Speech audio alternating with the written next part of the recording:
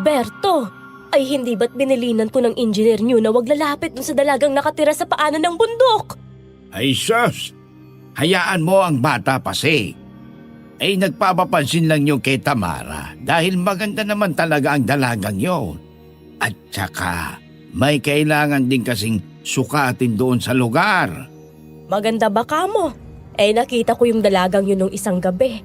Kumikinang ng parang sa pusa ang mata sa dilim.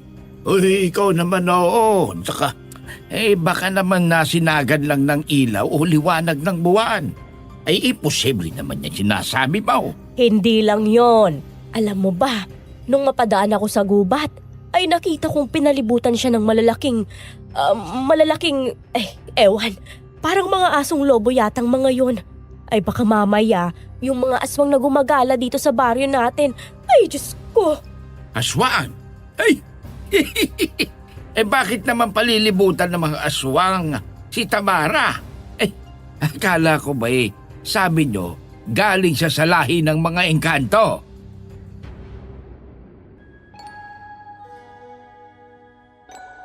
Naniniwala ba kayo sa kasabihan na kung sino pa raw yung pinakatahimik, siya pa raw yung pinakamapanganib? Paano kung ang napakaganda at napakahinhing babaeng nililigawan mo ay malalaman mong may kakayahan palang umubos ng isang buong angka ng aswang nang walang kahirap-hirap para lang iligtas ka? Tatakbo ka ba palayo sa takot o lalo kang mai-inlove sa kanya? Kaya sige nga i-comment nyo sa ibaba kung anong gagawin nyo kung sa inyo mangyari ito at gusto po naming mabasa. Kung gusto nyong malaman kung paano iniligtas ng lola kong engkanto ang lolo kong taga Maynila mula sa isang angka ng mga aswang noong taong 1965, pakinggan mo ang kwentong ito hanggang dulo. Magandang araw po sa inyong lahat. Ako nga po pala si Kael, dati ng silent listener dito sa inyong channel. At ang kwentong ibabahagi ko sa inyo ngayon ay ang nakakakilabot pero nakakakilig na kwento ng lolo at lola ko na sana po ay magustuhan ninyo. Simulan natin ito sa pagpapakilala ko kay lolo na itago na lang natin sa pangalang Marvin. Isa pong engineer ang lolo ko. Pero bago niya marating ang pwestong yon noong 1965, nag-umpisa muna siya sa pagiging isang binatang land surveyor na ipinadala sa liblib na baryong tatawagin ko na lang po sa bansag na Barrio San Ignacio. Hindi nito totoong pangalan. Wala pang kuryente noon at napapaligiran ng makakapal na gubat ang lugar. Rasyonal na tao si Lolo at hindi naniniwala sa mga pamahiin, pero dito niya makikilala si Tamara. Ang babaeng babago sa lahat ng pananaw niya tungkol sa maraming bagay.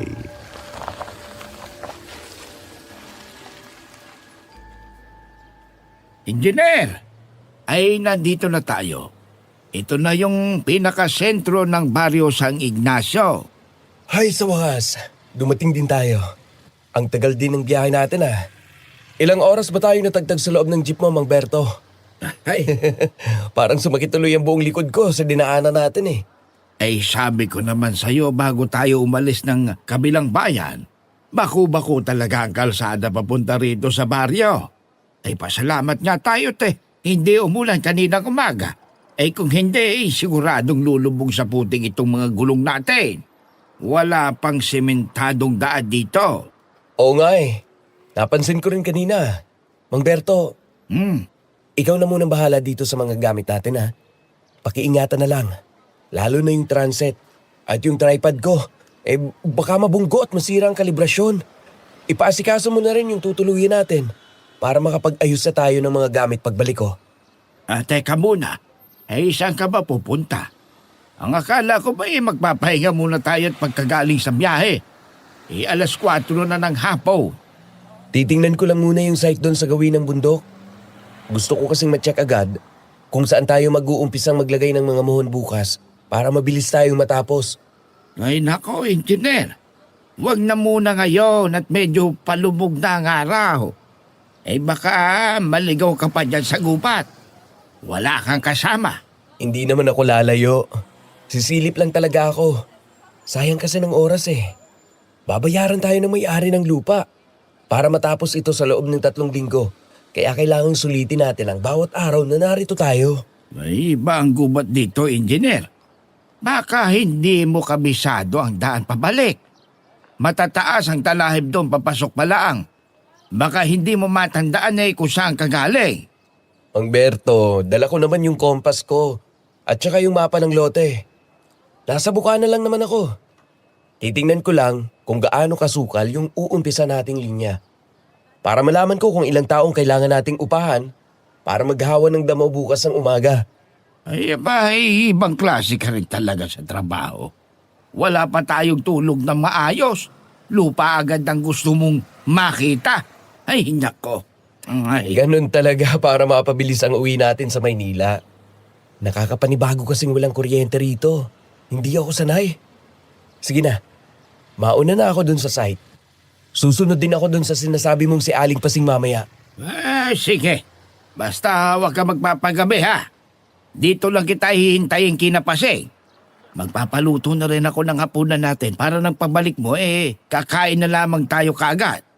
Sige Mang Berto, babalik din ako agad bago tuluyang kumagat ang dilim. Talagang workaholic itong si Lolo Marvin, Sir Jag. Wala talaga siyang inaksayang panahon. Kahit kagagaling pa lang sa mahabang biyahe, gusto niyang makita agad kung ano ang magiging itsura ng lupang susukatin niya. Bitbit ang mapa at kompas niya. Pumasok si Lolo sa bukana ng kakawian. Lumakad siya ng lumakad para sukatin sana sa tingin yung lawak ng lupa na kailangan nilang hawanin. Hanggang sa hindi niya namalayan, paikot-ikot na lang pala siya. Wala kasing kalsada doon. Puro mataas na damo, makakapal na baging at naglalakihang puno na halos magkakamukha lahat. Nang makita niyang palubog na ang araw at nagsisimula ng dumilim ang paligid, doon na siya medyo kinabahan. Sinubukan niyang sundan yung kompas niya pabalik, pero parang lalo lang siyang napapasok sa masukal na bahagi ng gubat sa di niya malamang dahilan.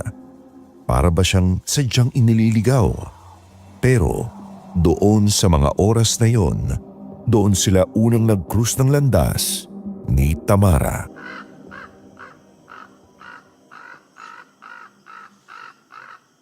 Sino ka? Ay kabayo, Hindi ka taga rito ah. Anong ginagawa mo sa bahagi ito ng gubat? naku miss, ginulat mo naman ako. Kanina ka pa ba dyan sa likod ng puno? Hindi ito lugar para sa mga dayo. Malapit ang dumilim at hindi ligtas ang maglakad dito kapag gabi. Oo nga eh, napansin ko nga. Sa totoo lang, kanina pa ako naghahanap ng daan palabas. Nawala yata ako sa direksyon. Nakatira ka rin ba malapit dito? Oo. Dito lang sa loob ang bahay ko. Ako si Tamara. Ako naman si Marvin. Engineer Marvin. Agrimensor ako mula sa Maynila. Agri-mensor? Ngayon ko lang yata narinig ang salitang yan. Anong ginagawa ng isang gaya mo dito sa San Ignacio? Kami yung sumusukat ng hangganan ng mga ari-arian para gawa ng mapa. Inupahan ako ng bagong may-ari nitong malawak na lupaing to para isurvey ito at gawa ng bagong titulo sa munisipyo. Titingnan ko lang sana yung bukana kanina kaso napalayo yata ang lakad ko dahil hinahanap ko yung tamang anggulo nung unang muhon na nakalagay sa mapa ko. Delikado rito kapag kumagat ng dilim, Marvin. Lalo na sa mga hindi kabisadong lugar. Hindi ka dapat naglalakad ng mag-isa dito na wala man lang dalang ilaw. Napatunayan ko nga yun ngayon. Kanina pa ako paikot-ikot dito. Kaso puro pare-pareho ang itsura ng mga puno. Para sa akin, mabuti na lang talaga at nakita kita dito. Pwede mo bang ituro sa akin kung saan ang daan pabalik sa baryo? Sige, halika, sumunod ka. Huwag ka lalayo sa akin. Dito ang ligtas na daan palabas. Salamat ah. Akala ko talaga dun ako sa kabilang direksyon pupunta eh. Nakakalito pala talaga yung mga puno rito kapag nagsimula nang mawala ang araw. Dapat pala nakinig ako kay Mang Berto. Sanayan lang yan. Kung dito ka lumaki, makikilala mo na ang bawat puno at bawat landas na pwede mo lakaran. Alam mo na rin kung saan ka hindi dapat pumunta. Sa bagay. Teka lang. Napansin ko lang. Alam mo, miss, ang ganda ng mga mata mo, no? Ano? Anong ibig mong sabihin? Yung mga mata mo kasi, kakaiba yung kulay nila. Ngayon lang ako nakakita ng ganyan sa personal. Magkaiba sila ng kulay. Parang may pagka-berde yung isa tapos medyo kulay abo naman yung kabila. Ang galing! Hindi ba nakakatakot tingnan? Madalas umiiwas sa mga tao rito kapag nakikita nila mga mata ko. Nakakatakot? Bakit naman magiging nakakatakot yan? Ang ganda nga eh. Parang mga mata ng pusa na naiilawan ng buwan sa gabi. Astig! Astig? Ibig kong sabihin, nakakabilib. Kakaiba siya. Pero maganda talaga.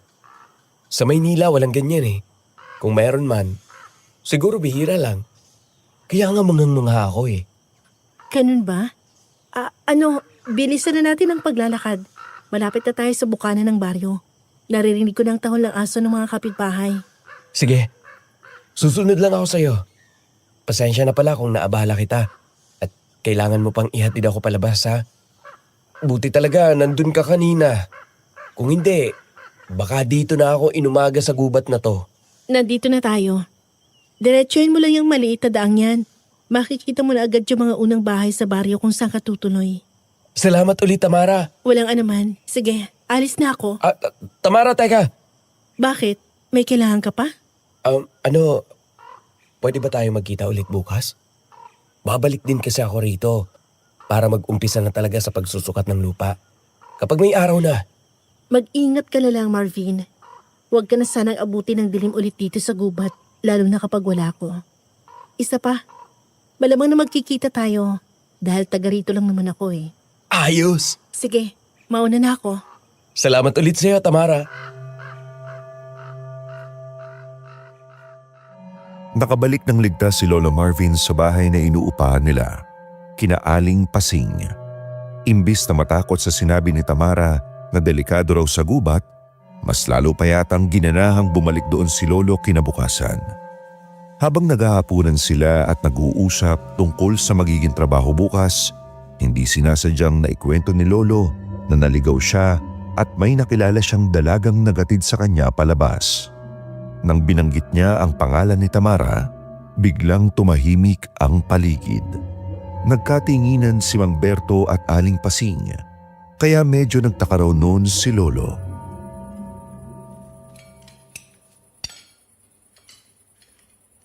Naku, Engineer Marvin, ay binabalaan na kita. Habang maaga pa, huwag kang lalapit sa babaeng yun. Hindi mo pa siya kilala. Bakit naman ho, Aling Pasing? Mabait naman siya. Tinulungan pa nga niya ako makalabas sa gubat kanina nung maligaw ako. Kung wala siya, baka hinahanap niyo pa ako hanggang ngayon. Oo nga naman, Pasing. Baka naman napag-iinitan nyo lang yung bata. Matagal na tayong magkakapitbahay dito sa San Ignacio. Tahimik naman silang mag-ina roon.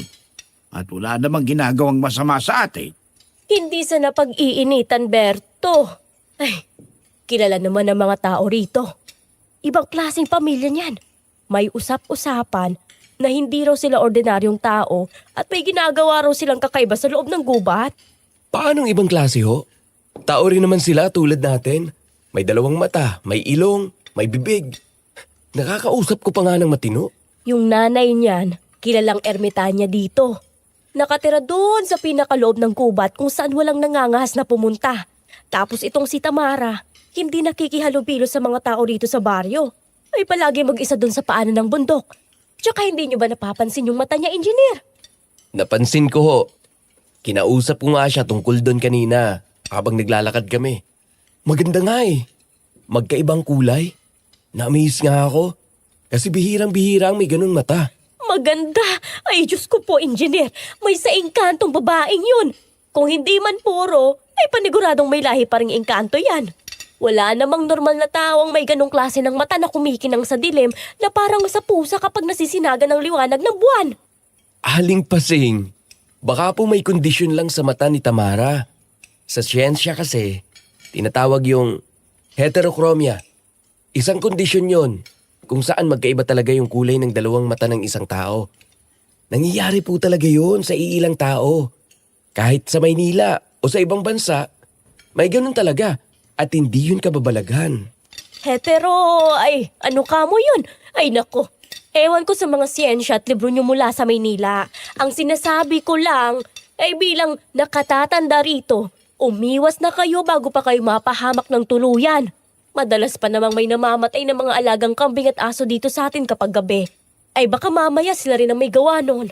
Oh, sige na, sige na. Tama na yan. Pinapasakit mo lang ang ulo ni Marvin Paseng. Ay nako, pagod yung tao sa biyahe, sa paglalakad sa gubat, tapos itinatakot mo agad sa mga kwentong bayan. Ay kumain na lang tayo at masarap itong niluto mong tinola. Ayos lang po, Mang Berto. Hindi naman ako naniniwala sa mga ganyang kwento. Mga alamat at kwentong bayan lang yan. Para siguro may mapag-usapan ang mga tao sa gabi. Lalo't walang kuryente dito. Rasyonal po akong tao. Nakadepende ang paniniwala ko sa kung ano lang nakikita ko at napapatunayan ng lohika. Ay bahala kayo, engineer. Kung ayaw niyong maniwala sa mga paalala ko, ay basta sinabihan ko na kayo ng paulit-ulit. Huwag niyong sabihin hindi ko kayo binalaan kapag may nangyari sa inyo dyan sa gubat balang araw. Oo, salamat po sa pagpapaalala, Aling Pasing. Nauunawaan ko po na nag-aalala lang kayo sa kaligtasan namin. Pero trabaho lang naman ang ipinunta ko rito sa baryo ninyo. Wala po akong balak makipag-away. Manghimasok sa buhay ng iba, umanggulo sa kahit na sino dito. Gagawin ko lang ang trabaho ko. Susukatin ko ang lupa at uuwi rin ako sa Maynila pagkatapos ng 3 linggo. Rasyonal na tao talaga si Lolo Marvin. Puro numero at siyensya ang umiikot sa utak niya sa araw-araw. Kaya naman, hindi talaga uubra sa kanya ang mga kwento ni Aling Pasing tungkol sa engkanto o kung ano-anong kababalaghan. Sa isip niya, baka napag-iinitan lang daw si Tamara noon dahil sa kakaibang kulay ng mga mata nito at sa pagiging sobrang ganda na rin. Alam niyo naman sa probinsya noon, kapag masyado kang maganda o may kakaiba sa itsura mo at tahimik ka lang, madali kang pag-isipan ng masama ng mga taong mabababaw ang pag-iisip at walang lohika sa katawan. Kaya imbes na layuan niya si Tamara gaya ng maigpit na bili ng mga taga-baryo, mas lalo patuloy siyang naging interesado sa kanya. Pakiramdam kasi ni Lolo, inaapi ito ng walang sapat na dahilan. Kaya naman, kinabukasan, pagkatapos ng mahabang araw ng pagsusukat ng lupa, dumaan muna siya sa sari-sari store para bumili ng regalong ibibigay dito. Kumuha rin siya ng mga natitirang tinapay at ilang matatamis na biskwit na baon pa niya mula Maynila, bitbit ang layuning maging kaibigan talaga ang dalaga. Tamara! Mabuti naman at naabutan kita rito. Akala ko nakauwi ka na sa inyo eh. Ikaw na naman pala, Marvin. Bakit gabi ka na naman lumabas ng gubat? Hindi ba't binalaan na kita kahapon? Na delikado rito kapag ganitong oras? Hinintay ko lang talagang mag-uwian muna yung mga kasama kong trabador na naghahawa ng damo. Gusto kasi sana kitang makausap ng tayo lang dalawa para walang ibang makikinig. Tungkol sa naman ang pag-uusapan natin. Sinabi ko naman sa iyo kahapon, huwag kang magpapagabi rito. Matigas din talagang ulo mo. Oo, alam ko. Natatandaan ko naman yung mga bilin mo sa akin kahapon. Mabilis lang naman ito. Pangako, uuwi rin ako agad.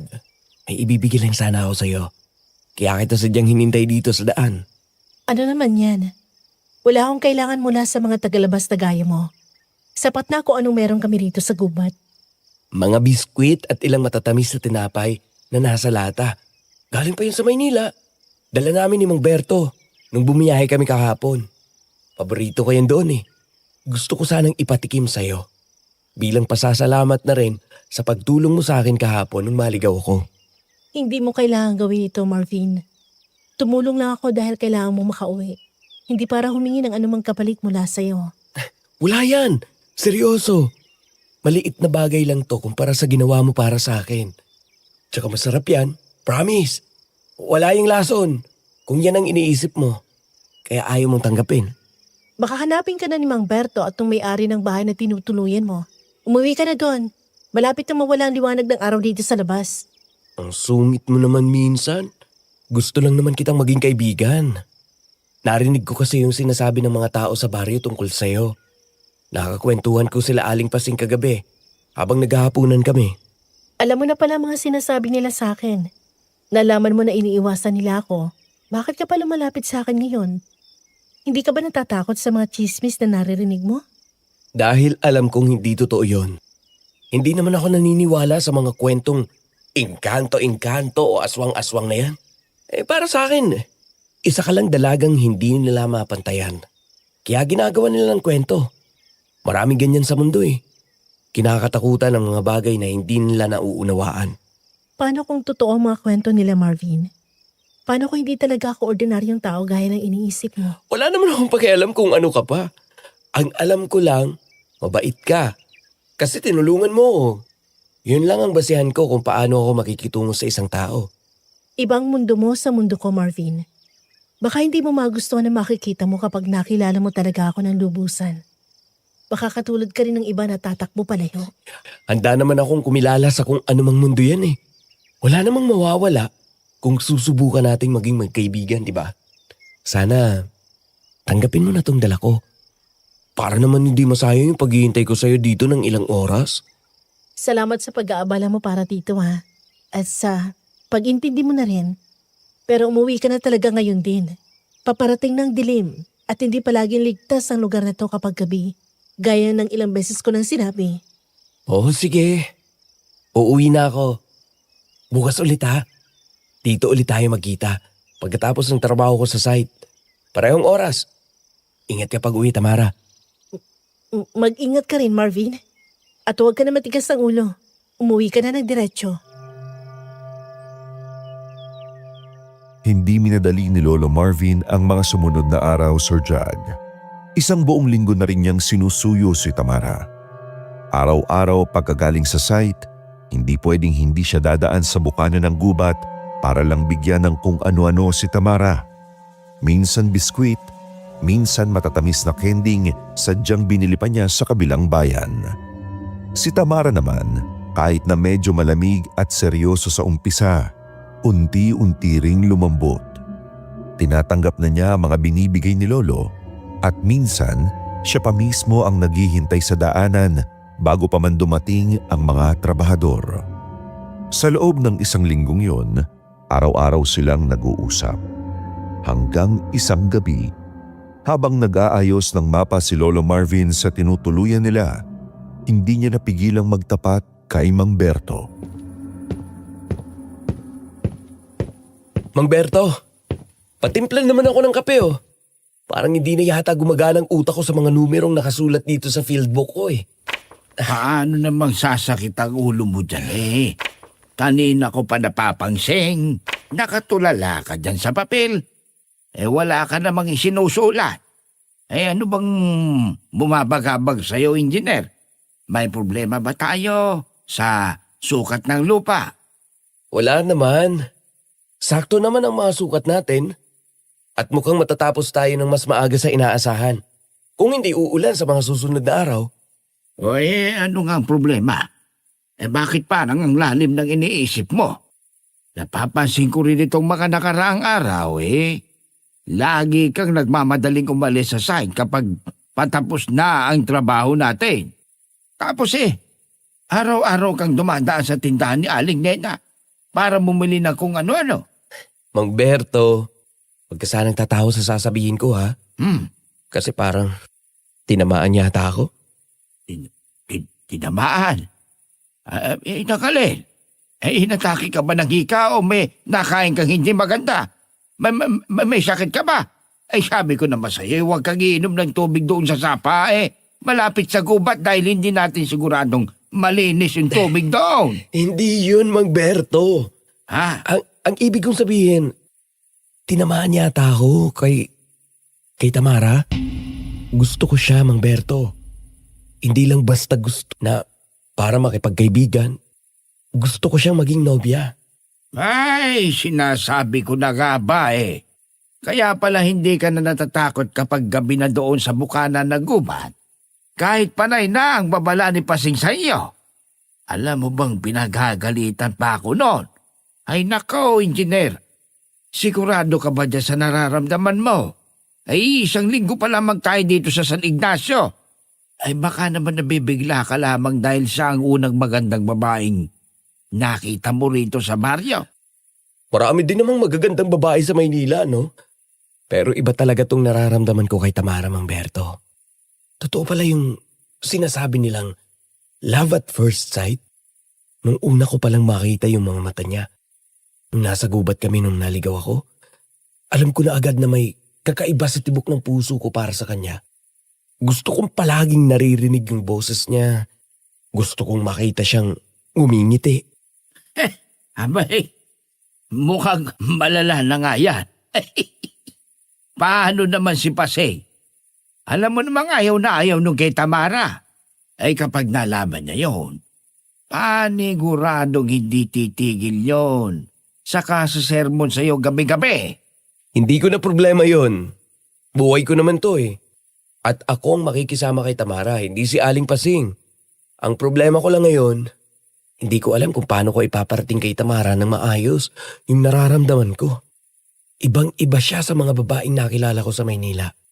Hindi siya nadadaan sa mga simpleng regalo lang. Parang kailangan kong gumawa ng isang bagay na magpapatunay na seryoso ako. Engineer, ay nasa probinsya ka.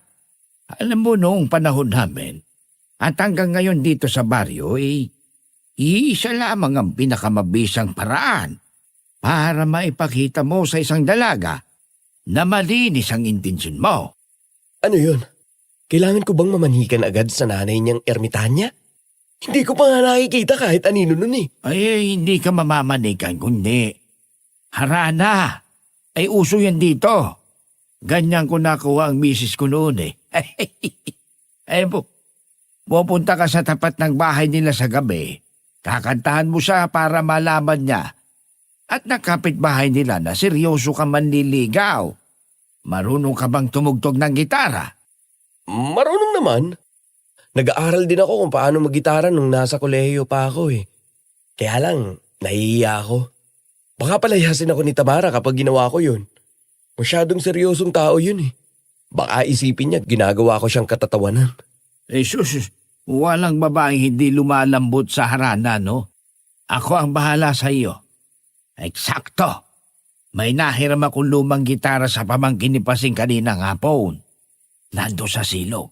Kukunin ko at nang makapag-ensayo ka na, ngayong gabi na natin gawin. Ngayong gabi agad? Oo. Wala man lang ako naisip na kanta na maayos. Tsaka wala ba tayong magiging problema sa gubat? Baka mamaya may umaalig doon na mabangis na hayop. Ay sasamahan kita. Kaya huwag ka mag-alala. Maghahanap din ako ng Petromax para may liwanag tayo. O sige na. Isipin mo na kung anong kakantahin mo habang kinukuha ko yung gitara. Walang nagawa si Lolo Marvin kundi ang sumunod kay Mang Berto.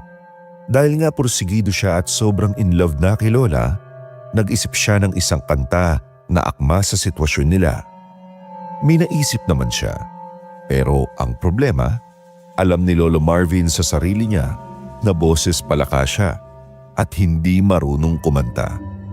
Dahil tuloy doon ay kabadong-kabado siya nang isama niya si Mang Berto sa gitna ng gubat para haranain si Tamara.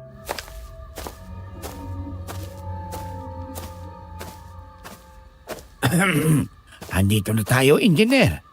Sigurado ka bang ito yung bahay? Nakapatay ang mga ilaw. Baka tulog na sila.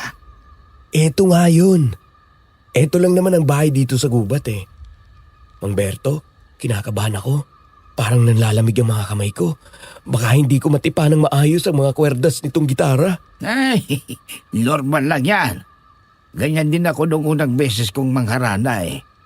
Ganito, huminga ka lang ng malalim at isipin mong kayong dalawa lang ang nandito. O sige na, simulan mo na bago pa tayo pagpiestahan ng malalaking lamok dito sa labas. Maayos bang itsura ko, Mang Berto? Oo, ayos na, ayos na. Sige na. Sige. O aking ay pusa! Sira yata yung gitara, Mang Berto. Ang bihira, ituloy mo lang. Huwag kang hihinto, nakakahiya. Teka lang, Mang Berto. Naputol yata yung kwerdas ng gitara ko. Ay, anong... Anong ingay yan? Tamara, Sino kay... ako to si Marvin. Pasensya na kung nagising kita. Sinusubukan ko si mga rana kaso parang pumali yata ako. Marvin? Anong ginagawa niyo rito ng ganitong oras? Sabi kasi ni Mang Berto, eto raw ang tamang paraan para manligaw dito sa probinsya ninyo. Gusto ko lang kasing iparating sa'yo na seryoso ako sa nararamdaman ko. Kaso mukhang sumablay yata yung tugtog ko eh. Hindi mo na kailangan gawin ito. Pwede naman sabihin mo na lang sa akin na maayos bukas ng umaga. Napuyat ka pa tuloy. Pati si Mang Berto naabala mo pa. Ay, hindi naman ako naabala ini. Sadyang makulit lang talaga itong si engineer. Ay, huwag mo siyang pagagalitan. Eh, kanina pa nanginginig ang tuhod dito sa kabahe bago pa makarating dito. Sandali ho, bababa ako dyan. Huwag na kayo maingit, baka magising niyo pang nanay ko sa loob. Pagbaba ni Tamara, bitbit niya ang isang maliit na gasera. Akala ni Lolo Marvin ay pagagalitan siya dahil inabala niya ang tulog nito. Pero laking gulat niya nang makita niyang nakangiti ang dalaga. Yun ang unang beses na nakita niyang ngumiti ng totoo si Tamara.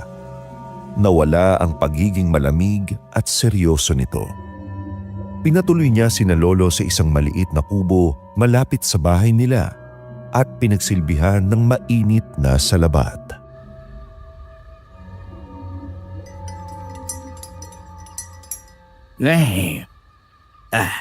Napakasarap naman itong salabat mo, Tamara. Tamang-tama sa lamig ng hangin dito sa paanan ng bundok, oh. Ay, sige, maiwan ko muna kayong dalawa rito at baka nakakaistorbo na ako sa inyong usapan. Doon na muna ako sa may puno at magsisindi lang ako ng tabako. Ay, Mang Berto, oh, huwag kang lalayo ha. oh. Umupo ka rito, Marvin. Inumin mo tong salabat para uminit ang sikmura mo. Tigas talaga ng ulo mo. Sinabi ko na hindi ligtas dito sa gabi tapos naisipan mo pang kumunta rito sa labas. Pasensya na talaga eh. Gusto ko lang talagang maging espesyal ang gabing to eh. Hindi ko naman alam na masisira yung gitara. Napangiti naman kita kahit papano. Nakakatawa ka kasi. Parang uod na binudbura ng asin yung mukha mo nung pumiyo ka. Pero salamat. Ngayon lang may gumawa nito para sa akin. Wala pa kasing nangahas na magpunta dito sa amin para nang kantahan ako. Di ako ang una. At sana, ako rin ang huli. Seryoso ako, Tamara. Simula nang makilala kita, nag-iba ng pananaw ko sa maraming bagay. Mas gusto ko na rito kesa sa magulong buhay sa Maynila. Marvin, hindi madali ang hinihiling mo. Kung maliligaw ka sa akin, hindi lang akong kailangan mong intindihin. Kailangan mo ring harapin yung mga sasabihin ng mga tao sa baryo. Alam mo naman kung anong tingin nila sa pamilya ko, hindi ba? Wala akong pakialam sa sinasabi nila, Tamara. Alam kong nakikita ko. Nakikita kong isang babaeng nagmalasakit sa akin. Isang babaeng marunong mag-alaga. At isang babaeng handang makinig sa mga walang kwentang-kwento ko araw-araw. Yun lang ang mahalaga sa akin. Matapang ka rin talaga, no? Siguro nga yan ang natutunan mo sa mga siyensya at libro mo sa Maynila. Ang magdiwala lang sa kung ano nakikita ng mga mata mo. Sana lang, kapag nakita mo ng buong katotohanan, ganito pa rin ang sabihin mo. Kahit anong mangyari, hindi magbabagong isip ko. Hayaan mo lang akong patunayan sa'yo na karapat-dapat ako. Wala akong planong sumuko. Mula sa gabing yun, tuluyan nang nagbago ang samahan ni Lolo Marvin at Tamara. Unti-unti nang nagbubukas ng sarili si Lola Tamara sa kanya. Mas madalas na silang nagkukwentuhan at paminsan-minsan ay nakikita na itong tumatawa sa mga biro ni Lolo. Namumukadkad na ang pag-iibigan nila at parang perpekto na ang lahat. Pero hindi pala. Habang tumitindi ang pagmamahalan nila, unti-unti namang may nagbabadyang panganib sa mismong baryo ng San Ignacio. Isang umaga, nagising na lang si Lolo sa malalakas na sigawan mula sa kusina ng tinutuluyan nila.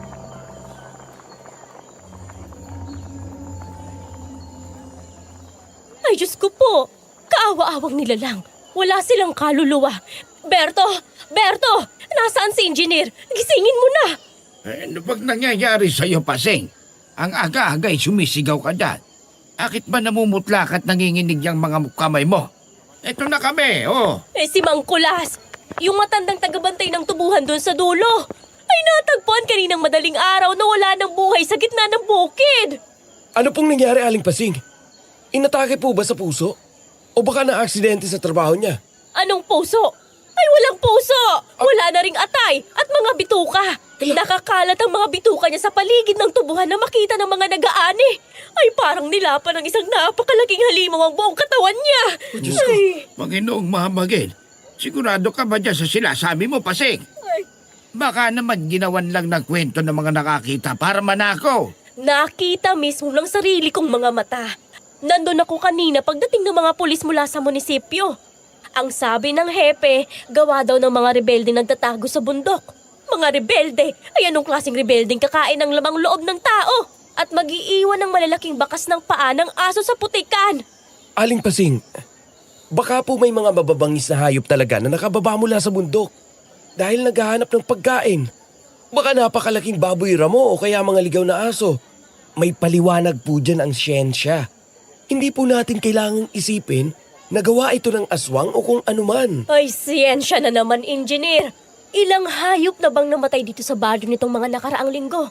Walang baboy ramo na kayang gumawa nun sa isang tao nang walang nakakarinig na kahit sinong kapitbahay. Ay, sigurado akong yang tamarang niya na may kagagawan nito. Sila ng ina niyang may lahing engkanto. Huwag niyo ho sanang insultuhin siya, Aling Pasing. Tama si Marvin, Pasing. Huwag kang magbibintang ng ganyan nang wala namang patunay. Mabait na tao si Tamara. Mabait sa umaga, Berto. Ay, pero tuwing gabi, nag-iiba ang asal ng mga yan. Kausap ko yung mga bagong salta kanina.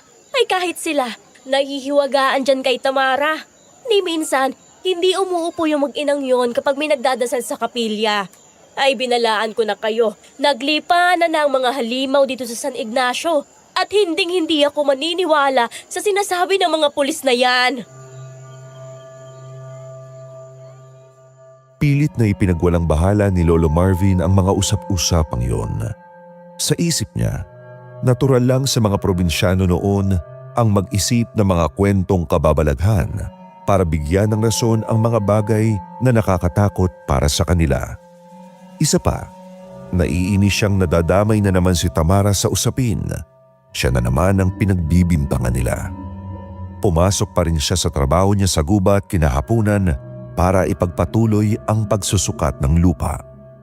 Pero pagdating niya sa bukana ng gubat kung saan sila madalas magkita ni Tamara, napansin niyang kakaiba ang kilos ng dalaga. Hindi ito nakangiti. Balot ng tensyon ng mukha nito at halatang hindi mapakali. Marvin, umuwi ka na. Huwag ka na pumunta sa site niyo ngayon. Kunin mong mga gamit mo, bumalik ka kaagad sa bahay ni na Aling Pasing. Tamara, kararating ko lang ha. Hindi pa nga nakakapag-set up yung mga tao ko. Bakit pa parang takot na takot ka? Dahil ba to sa balita kaninang umaga tungkol kay Mang Kulas? Kabalitaan mo na pala. Kung ganun mas lalong kailangan mo makinig sa akin. Wala ka naiintindihan sa mga nangyayari dito, Marvin. Hindi basta-bastang hayop o rebelde may gawa noon. Gaya ng sinasabi nila. May baril na dala yung ilan sa mga kasama kong trabahador para proteksyon. Tsaka wala naman kaming kinalaman sa gulo nila. Lupa lang naman ang sinusukat namin dito. Hindi uubra mga baril niyo sa kanila. Pakinggan mo ako, Marvin. Inihiling ko sa iyo alang-alang sa kaligtasan mo. Umuwi ka na habang miliwanag pang araw. Hindi ligtas ang dugo ng mga tagalapas dito ngayon. Lalo na kapag naamoy nila na amoy kung dumikit sa iyo. Baka ikaw ang sunod nilang pag-initan. Naamoy? Sino bang silang tinutukoy mo, Tamara? Sabihin mo sa akin, para maintindihan ko. Bakit pa palagi ka nalang may itinatago? Nanliligaw ako sa iyo. Gusto kitang maging kasintahan. Kaya gusto kong malaman kung ano yung kinatatakutan mo para maprotektahan kita. Hindi ako ang kailangan ng proteksyon, Marvin. Ikaw ang tao. Ikaw ang mahina. Kaya parang awa mo na, huwag ka nang matigas ang ulo. Umuwi ka na. Huwag na huwag kang lalabas ng bahay ngayong gabi kahit anong mangyari. O kahit may marinig ka pang kumakatok. Susunduin kita bukas ng umaga pagkatapos ng lahat. Wala nang nagawa si Lolo Marvin kundi sumunod. Nag-aalala siya ng gusto kay Lola Tamara, lalo pa at nararamdaman niya ang sobrang sinseridad nito. Lumipas pa ang ilang araw na gano'n ang sitwasyon. Takot ang buong baryo, kaya maagang nagsasara ng mga bintana ang lahat at hindi nagpapakita si Tamara sa kanya. Dahil sa matinding pag-aalala at sa lalim ng nararamdaman niya para sa dalaga, hindi na nakatiis si Lolo. Isang gabi, habang bilog na bilog at maliwanag ang buwan, tinakasan niya si Mang Berto. Patago siyang naglakad papunta sa bahay ni na Lola Tamara para siguraduhing ligtas ito at para tuluyan ng ilatag ang lahat ng nararamdaman niya kahit ano pa ang mangyari. Tamara! Tamara! Nandito ako sa labas! Marvin, anong ginagawa mo rito? Sinabi ko na sa'yo na huwag kang lalabas ng bahay kapag gabi. Bakit ba hindi ka nakakaintindi? Hindi ako pwedeng magtago na lang sa loob ng bahay habang nag-aalala ako sa'yo. Ilang araw na tayong hindi nag-uusap ng maayos. Ilang araw ka nang laging nagmamadali at pilit akong pinapauwi. Hindi ko na kaya yung ganito. Ginagawa ko yun para mabuhay ka. Delikado dito sa labas. Hindi mo nakikita ang mga nilalang na nag-aabang sa dilim. Wala akong pakialam, Tamara. Nandito ako dahil gusto kong linawin ang lahat sa atin. Hindi na lang basta pagkagusto itong nararamdaman ko. Mahal na kita. Mahal na kita, Tamara. At handa akong gawin ang lahat. Maprotektahan lang kita. Sobrang nag-aalala na talaga ako sa'yo. Alam ko namang delikado. Naiintindihan ko. Pero kapag naiisip kong ikaw ang pinakamalapit sa panganib, dahil dito ka nakatira sa gubat, parang sinisilihan ang puwet ko sa kaba. Hindi ako mapakali. Mahal? Tamara naman, ang dami kong sinabi, yun lang ang naiintindihan mo. Oo nga, mahal kita. Mahal na mahal kita. Hindi mo alam ang sinasabi mo, Marvin. Ang pag-ibig para sa amin iba sa nakasanayan mo. Hindi ito laro. Kapag nagbiti ko ng ganyang salita sa kagaya ko, pinangangatawanan yan hanggang kamatayan. Handa naman ako ha. Handa kong ibigay ang buong buhay ko sa'yo. Kung kailangan kong tumira dito sa San Ignacio habang buhay, gagawin ko. Kung kailangan kong harapin ang lahat ng chismis ng mga tao dito, gagawin ko rin. Tanggapin mo lang ako. Pakinggan mo ako mabuti, Marvin. Hindi ako katulad ng mga babaeng nakakilala mo sa Maynila. Kapag pinili mo ako, buong mundo kong kailangan mong tanggapin. At ang mundo ko, puno ng mga bagay na hindi kayang ipaliwanag ng agham na pinaniniwalaan mo. May mga lihim na nakakapit sa pagkatao ko na mahirap maintindihan. Tanggap ko ang lahat sa iyo, Tamara. Ang nakaraan mo, ang pamilya mo, at kung anumang mundo yung sinasabi mo. Pangako, hindi ako tatakbo. Hindi kita iiwan. Kahit kailan. Kung ganon, tinatanggap ko ang pag-ibig mo, Marvin. Pero tandaan mo ang pangako mo ngayong gabi. Dahil baka dumating ang araw na mismong mga mata mo makakita sa totoong dahilan kung bakit ako kinatatakutan.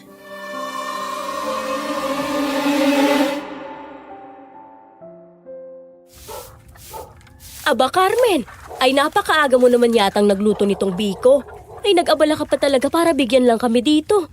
Ay nakakahiya naman sa'yo. Ang mahal pa naman ng asukal at malagkit ngayon. Ay nako Pasing, huwag ka nang mahiya, wala yan. Sabi ko nga dito sa anak kong si Elena, buti na yung nagbibigayan tayo dito sa baryo. Tayo-tayo lang naman na magkakapit-bahay dito sa San Ignacio. Kaya dapat tayong magtulungan at magkasundo. Hindi ba? Lalo na sa panahon ngayon na ang daming nangyayari sa paligid. Ay napakabuti talaga ng puso mo, Carmen. Mabuti na lang at lumipat kayo dito sa lugar namin. Kasi alam mo, ay may mga tao dyan sa tabi-tabi ay nakatira nga dito. Hindi naman nakikihalubilo. Kahit may nangyayari ng masama gaya nung sinapit ni Mang Kulas, ay parang mga wala pa rin pakialam sa kapwa nila. Hayaan mo na sila, Pasing. Ipagdasal na lang natin ang mga kaluluwa nila at baka naliligaw lang ng landas. Ang importante, ligtas tayo. Siya nga pala, saan ba yung dayong bisita mo? Itong si Elena kasi, kanina pa gusto ba kilala yung taga Maynila? Hindi kasi ito masyadong nakakalabas sa bahay namin. Dahil lagi kong binabantayan, mahirap na. Nay naman, nakakahiya po. Baka abala siya at nag-aayos na ng mga gamit para sa trabaho. Baka makaistorbo pa tayo sa kanila. Ay naku, hindi. Ay sakto at pababa na yung dalawa mula sa taas. Oh, eto na pala sila eh. Engineer Marvin! Berto! Hali kayo rito sandali at tikman nyo itong dalang biko ng bagong mga kapitbahay natin dito. Kilala mo na sila, hindi ba Berto? Ay dalian nyo habang mainit pa't masarap ipare sa kape. Aba, Biko, paborito ko yan. Magandang umaga sa inyo, Carmen. At sa iyo rin, Elena. Salamat dito sa patalan ninyo. Mukhang masarap Magandang umaga ho. Pasensya na at mukhang naabala pa namin ang kwentuhan ninyo ni Aling Pasing dito sa labas. Magandang umaga rin. Ikaw pala yung taga Baynila. Ay nako, engineer. Mag-iingat kayo sa pagtatrabaho dyan sa gubat ha. Palagi ako nagdadasal gabi-gabi para sa kaligtasan dating lahat dito sa baryo. Lalo na't may mga nangyayaring hindi maganda nitong mga nakaraan. Ipagdadasal din kita palagi. Salamat po, Aling Carmen. Nakakatuwa naman at may nag-aalala rin sa amin kahit papano. Bukod kay Aling Pasing at Mang Berto. Hi, engineer. Magandang umaga. Ako nga pala si Elena. Kung gusto mo, pwede kitang ipagluto ng tanghalian ninyo at dadalhin ko mamaya dun sa site para hindi na kayo mahirapang maglakad pabalik dito sa baryo kapag gutom na kayo. Ano? Naku, nakakahiya naman. Hindi na kailangan. Elena, tama ba? Ayun, may baon naman kaming inihanda ni Mang Berto para mamaya. Paano ka, Marvin? Bakit bigla kang napahawak na sa sentido mo? Wala. Wala, Mang Berto. Medyo nahilo lang. Antok pa yata ako eh. Naku, sige na engineer. Pumayag ka na. At saka alam mo, gusto rin kitang makilalang mabuti. Noon ko pa kasi gustong makakilala ng mga taga-syudad. Aray, teka lang. Ano, engineer? Ayos ka lang ba? Biglang namutla yung mukha mo Hindi ko alam, Mang Berto. Parang biglang umikot yung paningin ko. Para ako masusuka na ewan. Ang bilis ang tibok ng puso ko. Ay nako, Elena. Kumuha ka na nga ng tubig doon sa kusina ni Pasing. Baka naengkanto na itong si engineer dahil palaging naglalagay sa gubat kahapon. Ay, wag na po. Ayos lang ako. Siguro kulang lang sa tulog dahil sa dami ng iniisip ko. Mang Berto, maupo lang ako sandali dun sa silya sa loob. Sigurado ka ba, engineer? Parang matutumba ka. Aalalayan na kita. Dito ka kumapit sa akin ng mahigpit. Ay, hindi na, Elena. Ayos lang ako. Kaya kong sarili ko. Pasensya na talaga sa inyo. Papasok muna ako sa loob para magpahinga sandali.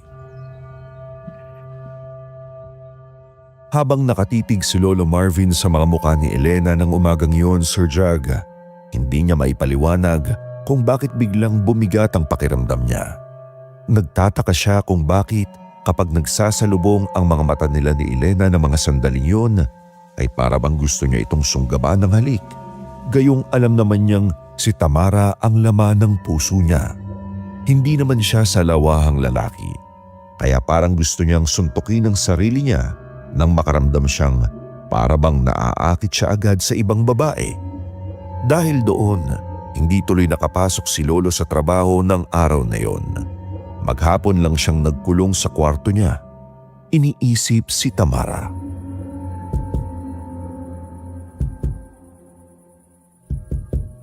Mang Berto, ikaw ba yan? Bukas yan. Pumasok ka. Hindi pa naman ako natutulog. May tinatapos pa akong trabaho. Gising ka pa pala, engineer? Elena, anong ginagawa mo rito? Gabi na. Paano ka nakapasok dito sa loob ng bahay nila Aling Pasing? Tulog na silang lahat. Ako pa mismong sumilip sa kwarto ni Aling Pasing kanina. Humihilik na siya ng malakas. Pati yung kasama mong matanda tulog na rin. Wala namang makakakita sa atin dito kaya hindi ka dapat mag-alala. Teka, huwag kang pumasok dito sa kwarto ko. Nakakahiya. Baka kung ano pang isipin nila kapag may nakakita sa'yo. Ano bang kailangan mo? At sumadya ka pa rito ng ganitong oras ng gabi. Dapat ba may kailangan ka agad para puntahan kita dito sa kwarto mo? Gusto lang kitang kumustahin. Kaninang umaga kasi, parang nahihilo ka at hindi magandang pakaramdam mo nung nagkausap tayo. Gusto kong makasiguro na ayos ka lang. Ayos lang ako, Elena. Wala yon. Napagod lang talaga ako kahapon sa trabaho. Kaya kung pwede, umuwi ka na sa inyo. Nakakahiya sa mga kasama ko dito. At saka, hindi maganda na may babaeng nagpupunta sa kwarto ng isang lalaki ng ganitong oras. Baka masamain ng mga kapitbahay. Bakit palagi kang lumalayo sa akin? Ayaw mo ba sa akin, Marvin? Mas maganda naman ako dun sa babaeng palagi mong pinupuntahan sa gubat. Ano bang ipinakain sa'yo ni Tamara at baliw na baliw ka sa kanya? Paano mo nalaman ang tungkol kay Tamara? Wala naman akong kwento sa iyo At paano mo nalamang nagpupunta ako sa gubat para makita siya? Alam ko lahat ng nangyayari sa baryong ito, Marvin. Lalo na ang mga nangyayari sa dilim kapag walang nakatingin. At alam ko rin na sinasayang mo lang ang oras at buhay mo sa inkantadang yon. Dito ka nilang sa akin. Ipaparanas ko sa lang kaligayang hindi maibibigay sa'yo ng babaeng yun. Akin ka na lang. Umalis ka na, Elena! Pakiusap! Sumasakit na naman ang ulo ko pag tinititigan mo ko. Wala akong gusto sa'yo. Hindi kita type. At mas lalong hindi ko ipagpapalit si Tamara. Lumabas ka na ng kwarto ko ngayon din. Huwag mo akong itaboy, engineer. Wala pang lalaki ang tumanggi sa akin dito sa San Ignacio. Tandaan mo yan. Ako na ngang lumalapit sa iyo. Tumatanggi ka pa. Kapag naging akin ka, ipinapangako ko, hindi kita sasaktan. Papayagan kitang mabuhay ng masagana kasama ko. Mabuhay? Anong pinagsasasabi mo? Sinasabi ko sa iyo, Elena. Kapag hindi ka pa lumabas ang kwartong ito ngayon din, isisigaw kong pangalan mo para magising silang lahat. Ipapaalam ko kay Aling Pasing na nandito ka sa kwarto ko at nanggugulo. Nagmamalinis ka pa? Tao ka lang. Isang hamak na dayo sa lugar na ito. Hindi mo ba alam na isang kumpas ko lang pwede kitang patayin ngayon din? Pwede kong kainin ang puso mo habang tumitibok pa yan dyan sa dibdib mo. Baliw! Hindi ako natatakot sa'yo. Lumayas ka dito kung ayaw mong kaladkarin kita palabas. Layas! Pagbabayaran mo to. Tingnan natin kung hanggang saan ang tapang mo at ng paborito mong engkantada. Magsisisi kang tinanggen mo ko, Marvin. Hindi ka na makakaalis ng buhay sa baryong to! Walang kurap at pawis na pawis si Lolo Marvin matapos ang gabing yon, Sir Jag. Patuloy sa panggugulo sa isip niya ang mga sinabi ni Elena, lalo na ang mga banta nito at yung biglaang pagbabago ng tono ng boses nito. Hindi siya nakatulog buong gabi kay iisip kung paano nakapasok si Elena nang walang anumang ingay sa bahay ni Aling Pasing. Pakiramdam niya, totoo na ang lahat ng mga kababalaghang ikinuwento ni na Aling Pasing sa baryo, pero imbes na si Tamara, ay ang mga bagong saltang sina Elena at Aling Carmen ang parabang may tinatago. Kaya naman kinabukasan, pagdating nila sa site doon sa gubat para magtrabaho, hindi na siya nag-atubiling ikwento kay Mang Berto ang buong nangyari. Mang Berto, may kailangan akong sabihin sa'yo ngayon din. Pero wag mong ipapaalam kay Aling Pasing kahit anong nangyari. Baka magpanik yun. At kung ano pang sabihin at gawin. Tayong dalawa lang sana ang makakaalam nito. Abay, ano yun, engineer?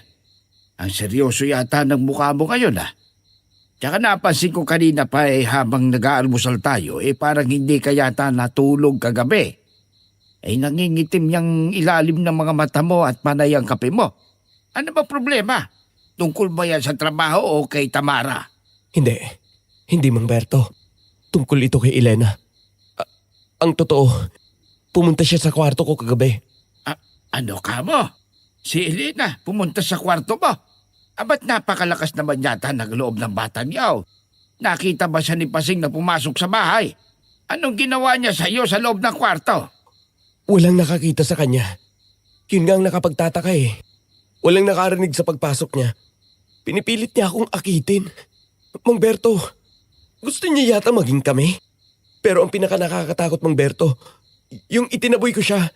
Dahil nga nahihilo ako sa presensya niya, bigla siyang nagbanta na kakainin daw niya ang puso ko. At kaya niya akong patayin kung gugustuhin niya. Panginoong mahabagin, sinabi niya nga ba yan? Sinasabi ko na nga ba eh. Dati ko na rin napapansin may kakaiba sa mag-ina niyan, engineer. Hindi ko lang sinasabi para hindi ka matakot. Napapansin mo rin pala. Bakit hindi mo sinabi agad sa akin? Kasi ayokong manghusga ng walang pruweba. Mahirap magbintag dito sa baryo. Pero noong isang gabi, bago mamatay si Mang Kulas, habang nag-iigib ako ng tubig sa poso, nakita ko sa dilim si Carmen na nakatitig sa bahay ni Mang Kulas habang nakangiti na nakakakilabot. Kinabukasan doon na nga natagpo ang patay at wala ng lamang loob, yung matanda. Tahimik lang ako pero matagal na rin akong may kutob na sila ang mga aswang na gumagala dito sa San Ignacio at hindi si Tamara at ang nanay niya. Aswang? Oo, engineer. Narinig mo rin naman ang usap-usapan tungkol dyan, hindi ba? At alam ko, unti-unti ka na rin nakukumbinsing totoo yun. Ayaw mo lang aminin. Totoo pala yun, Mang Berto. Ang hirap kasing paniwalaan eh. Akala ko talaga noon, imbento lang ng mga matatanda para manakot ng mga bata. Pero nung tinitigan ko si Elena kaninang umaga at kagabi, parang hinihigop niya ang lakas ko. Kailangan kong puntahan si Tamara, Mang Berto. Kailangan niya itong malaman. Baliw ka ba? Sinabi ng delikado tapos pupunta ka ng mag-isa sa gubat mamaya. Lalo na't tinaboy mo si Elena kagabi at pinahiya mo siya. Kaya nga kailangan kong puntahan si Tamara eh. Alam ni Elena na nagkikita kami ni Tamara. Baka si Tamarang puntahan at saktan niya doon sa bahay nila para lang gumanti sa akin. Hindi ko mapapatawad ang sarili ko kapag may nangyaring masama sa kanya. Diyos Joseph, Indian, nag-aalala ako sa buhay mo. Wala kang kalaban-laban sa mga halimaw na yon kung sakali mang magpakita sila sa iyo sa gitna ng daan. Punit-punit ang aabutin mo doon. Dala ko naman yung baril ko pang proteksyon. Tapusin na natin tong sukat sa linyang to. Tapos mauuna na akong umuwi kaysa sa inyo. Dadaan na lang ako saglit sa bahay ni Tamara para masabihan ko siyang mag-ingat. Babalik din ako agad bago magdilim ng tuluyan. Pangako ko yan. Siguraduhin mo lang natutuparin mo yan, Marvin. Kung hindi ka makababalik dito bago kumagat ang dilim, isasama ko ang mga tanod papunta dyan sa gubat para hanapin ka. Walang nakapigil kay Lolo Marvin, Sir Jag. Dahil sa matinding pag-aalala kay Tamara at sa pagiging praning niya na baka saktan ito ni Elena bilang pagganti sa kanya, mabilis niyang tinapos ang trabaho niya kinahapunan at naglakad papunta sa paanan ng bundok ng mag-isa. Umaasang maaabutan niya doon si Tamara para balaan tungkol sa pamilya ni na Elena. Pero pagdating niya mismo sa kubo nila, walang tao doon. Sarado ang mga bintana, walang sindi ang gasera at tahimik na tahimik ang paligid.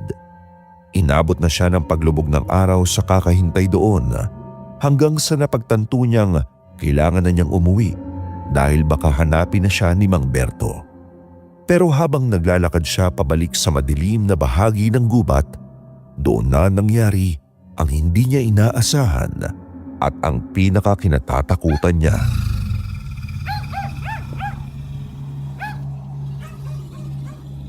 Tamara! Nasaan ka na ba kasi? Bakit wala kayo doon? Sana ligtas kayo ng nanay mo. Kailangan ko nang makalabas dito. Masyado nang madilim ang daan. Sino yan? Mang Berto? Ikaw ba yan?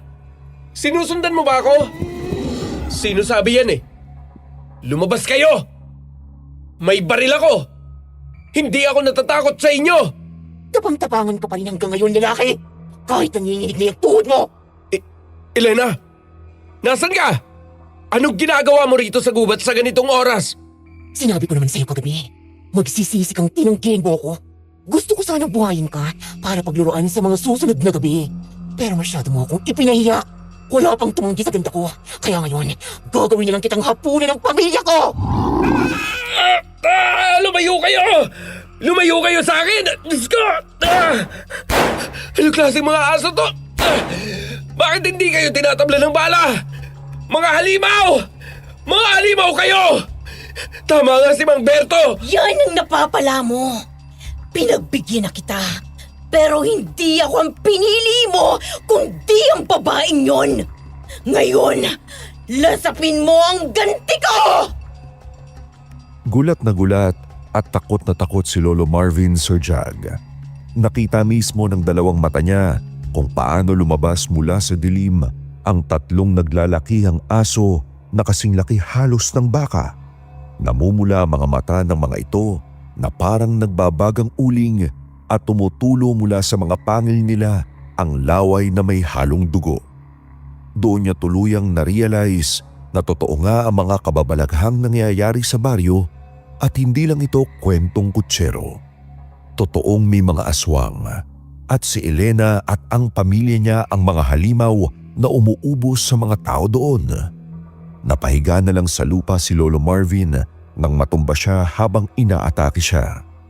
Nakita niyang papalapit ang pinakamalaking aso para sakmalin ang leeg niya. Ipinikit na lang niya ang mga mata niya dahil alam niyang katapusan na niya at wala na siyang magagawa. Pero bigla na lang may humawi sa hangin. Huwag na huwag mong gagalawin ang lalaking yan, Elena! Tamara! Amara, nakialam ka na naman sa pagkain namin. Punyata ka talagang inkantado ka. Akala mo ba, matatalo mo kaming lahat ng mag-isa? Papatayin ko rin kayong dalawa ngayon din! Mga kapatid! Patayin sila! Tamara, mag-iingat ka! Ang lalaki nila! Baka lapain ka nila! Diyan ka lang sa likod ko, Marvin! Huwag kang aalis dyan! Hindi sila makakalapit sa'yo hanggang nandito ako! Hambog ka talaga, Tamara! Matagal ko na pinalalampas sa mga ginagawa niyo sa baryong to, Elena! Hinayaan ko kayo dahil ayoko makialam sa kalikasan niyo! Nung mga hayop pa lang ang pinipeste niyo! Pero ang galawin niyo ang taong mahal ko! Isang napakalaking pagkakamali yan na pagbabayaran niyo ng buhay niyo! Susugod siya! Maganda kayo! Paano? Umuusok yung sugat ng aso. Nalulusaw yung balat nila sa tuwing nahahawakan lang sila ni Tamara. Wala naman siyang gamit na kahit na ano. Ang balat ko! Anong ginawa mo sa kapatid ko? Lulusubin ka namin ng sabay-sabay! Wala ka nang kawala, Tamara! Mga halimaw na walang kwenta! Kahit 100 pa kayong sumalaki sa akin, hindi niyo ako mapapabagsak! Yung mga mata niya, umiilaw. Parang mata ng pusa na tinamaan ng buwan sa gitna ng dilim. Ang bilis niya. Si Tamara ba talaga ito? Tapusin na natin to, Elena! Masyado na kayo naging gahaman sa dugo ng mga inosente dito sa baryo! Oras na para mawala kayo! Hindi ako papayag! Kakainin ko ang puso ninyong dalawa ngayon din! Sa tingin mo ba talaga may laban kayo sa akin? Wala kang kakainin ngayong gabi, kundi ang sarili mong alikabok, Elena! Nay, tulungan mo ako! Doon unang nasaksihan ni Lolo Marvin kung ano ba talaga ang ibig sabihin ng pagiging iba ni Lola Tamara, Sir Jag. Habang nakaupo siya sa lupa, nakita niya mismo kung gaano ito kagaling sa pakikipaglaban. Wala itong hawak na kahit na anong sandata. Pero ang bawat kalmot at suntok ni Lola Tamara sa mga higanteng asong yun ay nakamamatay. Ang mga mata niya umiilaw na parang mga mata ng pusa kapag tinatamaan ng sinag ng buwan. Doon na siya tuluyang naniwalang may lahi nga itong engkanto. Paano ba naman? Sa bawat sugat na nagagawa ni Lola Tamara sa mga aswang, umuusok ang mga ito. Para bang nalulusaw ang parte ng katawan nila na nasasaktan at nagiging itim na usok hanggang sa maging abo na lang ang mga aswang na nagtangkang pumatay kay Lolo. Mabilis, malinis at walang kapantayang lakas na ipinakita niya. Parang wala lang sa kanyang pag-ubos sa mga ito. Sa mga oras na yon, na-realize ni Lolo Marvin na bukod sa mga aswang ay mas nakakatakot pala talaga ang babaeng minamahal niya. Bumagsak si Elena sa harap nila matapos itong saksakin ni Lola Tamara gamit ang sariling mga kamay niya. Walang anumang sandata. Purong lakas lang talaga ang ginamit niya. Tumalikod agad si Lola Tamara mula sa dugo ang katawan ni Elena para sana puntahan si Lolo Marvin at tingnan kung ayos lang ito. Pero hindi alam ni Lola Tamara, nakatayo pa pala ulit si Elena. Duguan at umuusok man ang dibdib nito. Nanlilisik pa rin ang mga mata nitong akmang susugod at sasakmalin si Lola Tamara mula sa likuran. Doon nanlaki ang mga mata ni Lolo Marvin. Buti na lang at naalala niyang may dala siyang baril. Mabilis niyang binunot yun. Itinutok kay Elena at walang pag-aalinlangang ipinutok niya ito ng diretso sa ulo ng aswang. Kitang-kita ni Lolo Marvin kung paano sumabog ang bungo ni Elena. Agad itong pumalakda sa lupa. Dilat na dilat ang mga mata nitong nakatitig sa buwan habang nag-aagaw buhay. Galit na galit itong bumaling sa kanila bago ito tuluyang malagutan ng hininga at naging itim na abo na lang na tinangay ng malamig na hangin. Pagkatapos noon, doon na muling hinarap ni Lola Tamara si Lolo Marvin. Tamara, ayos ka lang ba? Nasugatan ka ba ng mga halimaw na yon? Ayos lang ako, Marvin. Wala ako kahit anong galos. Ikaw ang inaalala ko. Munti ka na doon. Pero salamat, iniligtas mo ako. Mabuti na lang talaga at binitbit ko itong baril bago ako pupunta rito. Hindi ko hahayaang saktan kanya, Tamara. Nakita mo na, Marvin. Nakita mo na ang buong katotohanan ng inililihim ko sa baryong ito.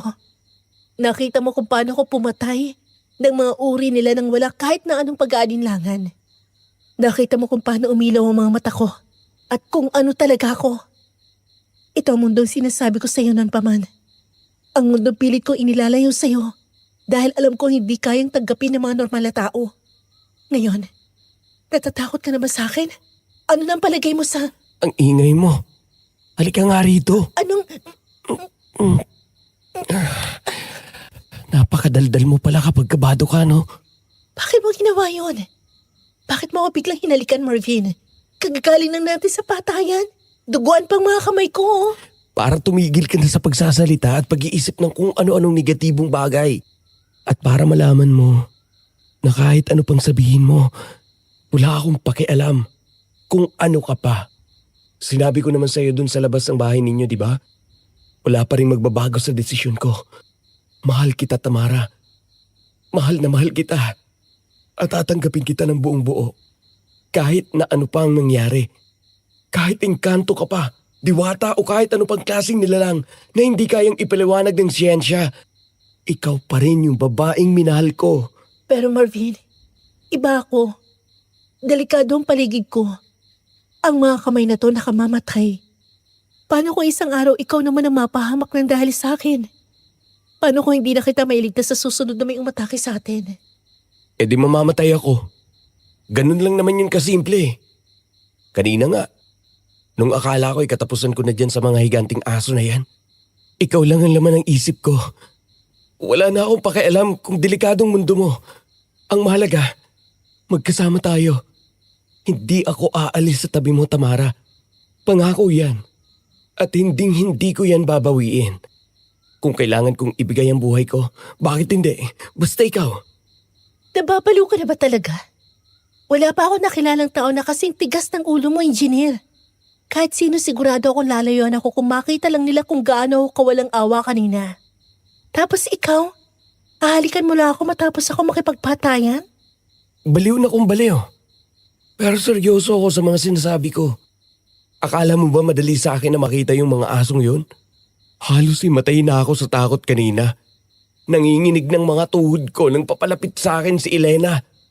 Pero nung nakita kitang dumating, nung nakita kong ipinagtanggol mo ko, nawala lahat ng takot ko sa katawan. Mas naramdaman ko, naligtas ako basta nandyan ka. Parang ako nga yung babae sa ating dalawa eh. Medyo nakakalalaki pero pwede na rin. Sige, basta ikaw. Kahit na naiiba ako sa mga ordinaryong babaeng nakilala mo sa Maynila, Kahit na umiilaw itong mga mata ko sa gabi kapag nagagalit ako, Kahit na umiilaw pa ang buong katawan mo, ikaw pa rin ang pinakamagandang babae sa paningin ko. Ang astig mo nga kanina eh. Talo mo pa yung mga bida sa pelikulang aksyon na pinapanood ko sa sinehan. Wala silang lahat binatbat sa'yo. Isang kalmot mo lang. Sunog na kaagad yung mga aswang. alam mo, ikaw palagi mo na lang idinadaan sa biro ang mga seryosong bagay. Pero salamat, Marvin. Salamat at hindi ka tumakbo palayo. Salamat at tinanggap mo ang lahat-lahat sa akin, kahit na napakabigat nito. Wala yon. Tayo na. Di ba? Ibig sabihin ba nito, sinasagot mo na talaga ako ng walang halong pag-aalinlangan? Kasi kung oo, baka pwede mo na akong yakapin ngayon. Ang lamig na ng hangin dito sa gubat. Baka magkapulmonya pa ako bago tayo makauwi niyan. Pilyo ka talaga, no? Ay, nako. Oo na, tayo na. Siguraduhin mo lang na hindi ka magsisisi sa desisyon mo ito dahil wala na tong bawian. Hindi ako magsisisi. Teka, paano na pala tong si Elena? Ang ibig kong sabihin, paano yung nanay niyang si Aling Carmen? At ang iba pang kapamilya nila? Paniguradong hahanapin nila siya at ang mga kapatid niyang napatay mo. Baka sugurin tayo rito ng buong angkan nila bukas kapag nalaman nilang pinatay natin ang mga yun. Wala na silang babalikan. Yung 3 aso na kalaban natin kanina, yun ang natitirang mga kapatid ni Elena. At si Carmen, kanina pa siya umalis ang San Ignacio kasama ng asawa niya. Bago pa ako pumunta rito, nagkausap na kami ni Carmen. Binilaan ko siyang kapag hindi siya umalis ng baryo bago lumubog ang araw, uubusin ko silang lahat kasamang asawa niya. Pinili niyang lumikas at tumakas papalayo. Naiwan lang si Elena dahil masyadong mataas ang tingin niya sa sarili niya. At gusto ko talaga niyang patayin para gumanti sa akin at sa pagpapahiya mo sa kanya. Ibig sabihin, ligtas na ang buong baryo? Wala nang aswang na aatake kina Mang Berto at Aling Pasing at sa mga inosenteng taga rito? Sana nga, yun din ang gusto ko mangyari. Gusto ko matahimik na ulit ang San Ignacio. Wala na rin maghihinala sa pamilya ko. Pero kailangan natin linisin ang mga abo at mga bakas ng labanan dito bago sumikat ang araw. Hindi pwede may makakita sa mga tubukas. Ako nang bahala dyan. Saglit lang to. Total, sanay naman ako sa paglilinis ng mga damo sa site. Pagkatapos ito, uuwi na tayo. Ihatid muna kita sa inyo bago ako bumalik kina Aling Pasing. Para sigurado akong ligtas kang nakapasok sa bahay ninyo. Hindi na kailangan. Magkasama na tayong uuwi. Doon ka muna magpalipas ng gabi sa amin. Doon na tayo dadaan sa ligtas na ruta para hindi tayo makita ng mga nagpapatrolyang tanod. At hindi na sila magtanong kung bakit madaling araw na pag-alagala pa tayo. Sige, pero bago yun, sigurado ka bang wala nang ibang halimaw dito sa gubat bukod sa kanila? Kasi baka mamaya, habang nagwawalis ako ng abo dito, may bigla na namang sumunggab sa likod ko. Naubos na yung bala nitong baril. Ako ang pinakamalakas dito sa gubat na to, Marvin. Hanggat kasama mo ako, walang pwedeng manakit sa'yo. Akong bahala sa'yo. Parang hindi pala magandang pakinggan yan. Dahil ako ang lalaki sa ating dalawa. Pero, ayahan na nga. Sige na, tatapusin ko na to para makapagpahinga na tayo. Ang haba na ng gabing to para sa atin eh.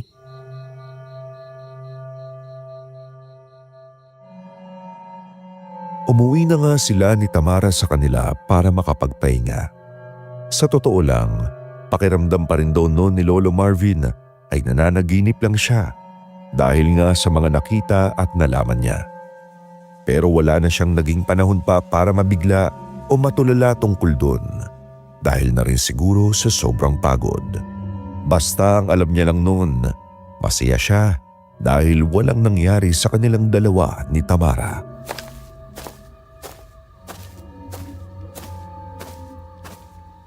Nandito na tayo, Tamara.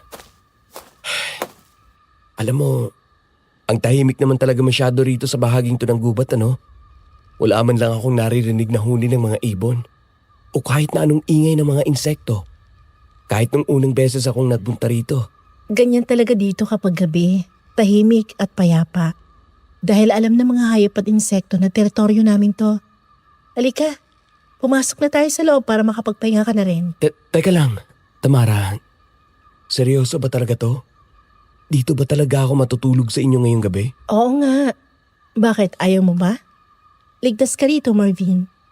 Sinisiguro ko sa iyo na walang kahit anong aswang o halimaw ang makakalapit sa iyo habang nandito ka sa pamamahay ko. Hindi naman sa ganon. Gusto ko, kaya lang medyo nakakahiya yata. Tayong dalawa lang ang magkasama ngayong gabi sa iisang bubong. Ha?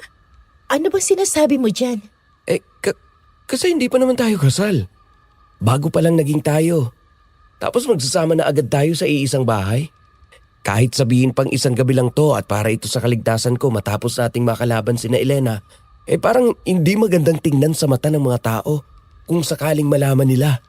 Baka kung ano nang isipin sa akin ng mga kamag-anak mo. Baka isipin mo rin, sinasamantala kong sitwasyon nating dalawa. Napaka-formal mo talaga, Marvin.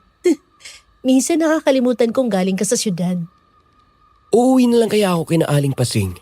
Babalikan na lang kita rito bukas ng umaga pag sikat ng araw. Kaya ko namang mag-ingat pabalik sa baryo. Lalo na't napatay na natin ang ilan sa mga aswang kanina. Huwag kang mag-isip ng kung ano-ano dyan. At huwag ka ring aalis mag-isa. Ligtas ka rito, no? Tsaka hindi naman totoong tayo lang ang nandito sa bahay.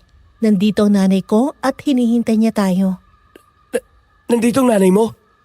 Hala, bakit hindi mo agad sinabi sa akin? Hindi man lang ako nakapag-ayos ng buhok ko. At etong mga damit ko, duguan pa naman itong damit ko dahil sa labanan natin kanina. Puno-puno rin ng putik ang pantalon ko. Ano na lang sasabihin niya kapag nakita niya ako sa ganitong itsura? Wala yung pakialam sa itsura o sa mga suot mo. Ang mahalaga sa kanya, ligtas tayo nakauwi. Halika na sa loob. Ipapakilala na kita sa kanya. Matagal na rin niyang gusto makita ng personal ang lalaking palagi kong kinikwento sa kanya. Kinakabahan ako, Tamara. Ermitanya ang nanay mo di ba? Baka masungit yun. O baka ayaw niya sa mga tagalabas sa katulad ko. Baka bigla na lang niya akong palayasin kapag nakita niya ako. Pumasok ka na lang at sumunod sa akin. Nanay, nandito na po ako. May kasama po ako ngayon. Ito po si Marvin. Siya yung lalaki madalas kong banggitin sa inyo nitong mga nakaraang linggo. Magandang gabi po, Ginang. Ako nga po pala si Marvin. Pasensya na po sa itsura ko. Napasabak lang po sa konting gulo dun sa gubat kanina. Kasamang anak ninyo. Huwag ka na masyadong kabahan dyan. Mabait siyang nanay ko. Nay, humarap po kayo dito para makita niyo si Marvin. Bakit bigla ng laki mga mata mo dyan? Tamara, sigurado ka bang nanay mo yan? Oo, nanay ko siya. Bakit ba ganyan ang reaksyon mo? Parang kaedad lang natin siya. Baka naman nakatatanda mo lang siyang kapatid. At niloloko mo lang ako. Napakaganda niya. At mukhang dalaga pa. Wala man lang siya ni isang puting buhok. O kahit anong kulubot sa mukha. Parang kaedad ko lang talaga siya kung titingnan ng mabuti. Nanay ko nga yan, Marvin. Matanda na talaga siya. Ito yung sinasabi ko sa iyo noon na may kakaiba sa pamilya namin. Totoo kasing usapang narinig mo noon. May lahi talagang engkanto ang nanay ko. Isang purong engkantadong tatay niya mula sa kabilang mundo. Tapos tao naman ang nanay niya. Kaya pala, hindi siya tumatanda. Pero paano ka? Ibig bang sabihin nito, mananatili ka rin ganyang kabata habang ako ay unti-unting tumatanda at pumuputi ang buhok sa paglipas ng panahon? Hindi, Marvin. Isang ordinaryong taong tatay ko. Dahil doon, mas lamang pa rin ang pagiging tao ko kaysa sa pagiging engkanto ko. Hindi ako immortal na gaya ng nanay ko. Tumatanda rin ako.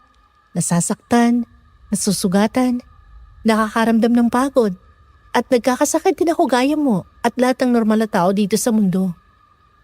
Ganun ba? Pero bakit napakalakas mo? Nakita mismo ng dalawang mata ko kung paano mo napatumba ang mga higanting aso kanina nang walang kahirap-hirap. Nakita ko rin kung paano umilaw ang mga mata mo sa gitna ng dilim habang lumalaban ka. Yun lang ang mga kakayang naman ako sa lahi namin. Ang kakaibang pisikal na lakas. Ang kakayang makakita ng mga espiritu na hindi nakikita ng ordinaryong mata.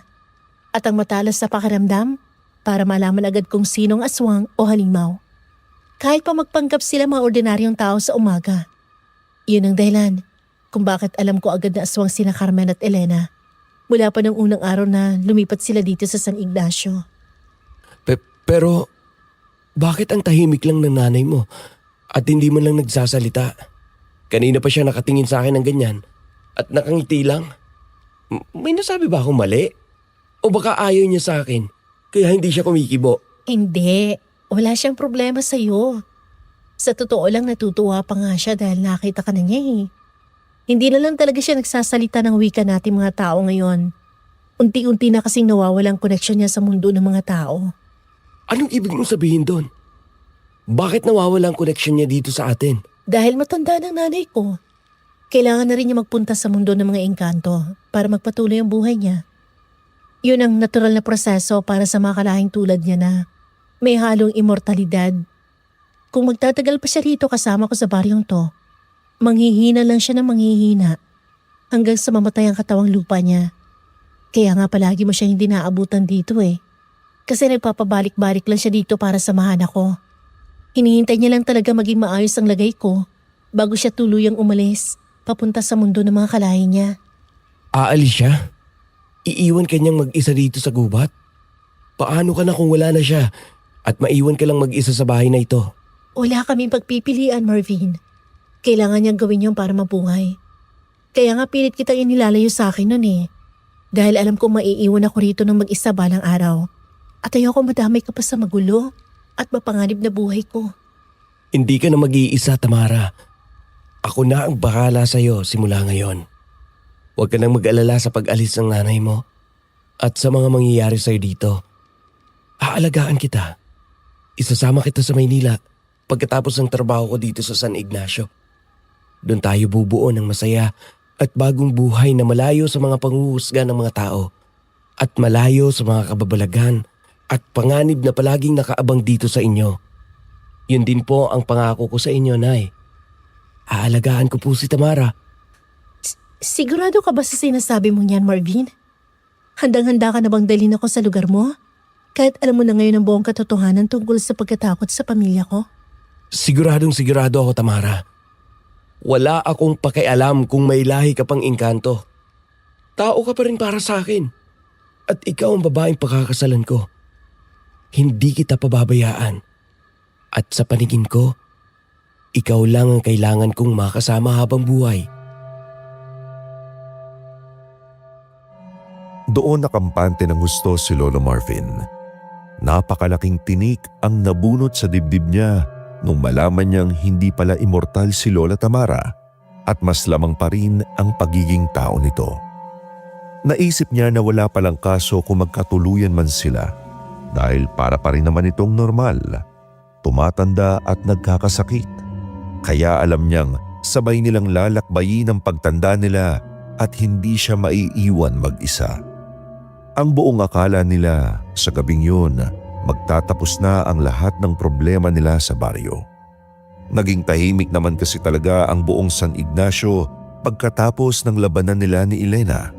Walang mga bagong pag-atake at wala ng mga namamatay na hayop. Pero dahil maliit lang ang lugar na yun, naging talamak pa rin ang chismis tungkol sa biglang pagkawala ng bagong saltang pamilya ni na Carmen. Iba-iba ang kwentong kumalat. May nagsasabing lumayas dahil sa utang, may nagsasabing bumalik sa sariling probinsya. Hindi na lang nagre-react si Lolo Marvin kapag naririnig niya ang tungkol doon mula kay Aling Pasing kapag naghahapunan sila. Sa isip-isip niya, malapit naman na siyang umalis sa lugar na yon dahil patapos na ang trabaho niya doon sa baryo.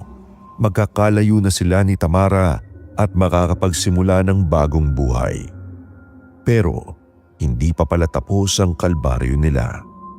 Dahil isang gabi, habang nag-aayos sila ng mga gamit sa inuupahang bahay, biglang nag-iba ang ihip ng hangin. Mang Berto, tapos na ba ninyong ilagay sa mga sako yung mga gamit natin sa pagsusukat? Bala ko sanang maagang ipabiyaya ang mga yan bukas papuntang munisipyo para hindi na tayo mahirapan sa paglipat natin pauwi sa Maynila.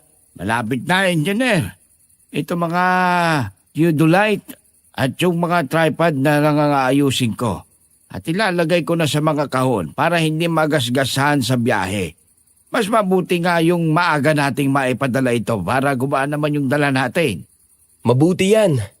Gusto ko na rin makatapos dito. Para maasikaso ko na ang mga kailangan ni Tamara bago kami umalis, papuntang Maynila. Sana mabilis na lang din ang proseso ng mga papeles para sa lupa, para makapag-focus na ako sa kasal namin.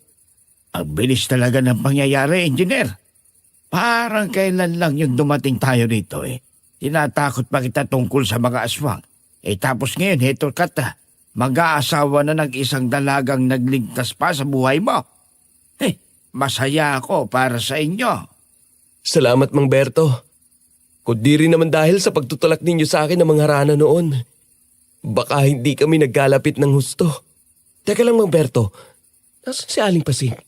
Kanina ko pa siya hindi nakikita dito sa loob ng bahay. Nandun siya sa likod bahay, naghuhugas yata ng mga pinggan natin at nagpapakain ng mga manok. Bago siya matulog, alam mo naman yung matandang yon. Palaging may ginagawa. Ganun ba? Hihintayin ko na lang siyang makapasok para makapagpaalam na rin ako na matutulog na. Pero teka, may narinig ka bang, Mang Berto? Naririnig? Wala naman. Pero huni lang ng mga kuliglig at kaluskos ng mga dahon sa hangin ang naririnig ko. Mula sa labas. Bakit? Ano bang naririnig mo? Parang may kumakalmot kasi sa dingding natin sa labas ng bahay. At saka, parang may mabibigat na yabag sa bubong. Hindi naman yata yung gawa ng hangin. Baka may mga pusa lang yan ng mga kapitbahay na naghahabulan. Huwag mo nang pansinin. Hindi pusa yun, Mang Berto. Napakalaki at napakabigat ng yabag para sa isang pusa. Tumayo ka na dyan. Kunin mo agad yung itak mo sa ilalim ng kama at ihanda mo, bilis! Ano bang sinasabi mo? Natatakot ako sa iyo, engineer. Akala ko ba'y tapos na tayo sa mga halimaw na yan nung nakaraang mga araw? May naaamoy akong malansa. Naamoy ko na to dati sa gubat nung umatake sa akin sina Elena. Nandito sila, Mang Berto. Nakapasok sila sa paligid natin. Lumabas ka dyan, lalaki! Hayap kong gising ka pa! Huwag ka nang magtago sa loob ng bahay na yan! Si Aling Carmen yun. Panginoong mahabagin. Buhay pa ang aswang na yan.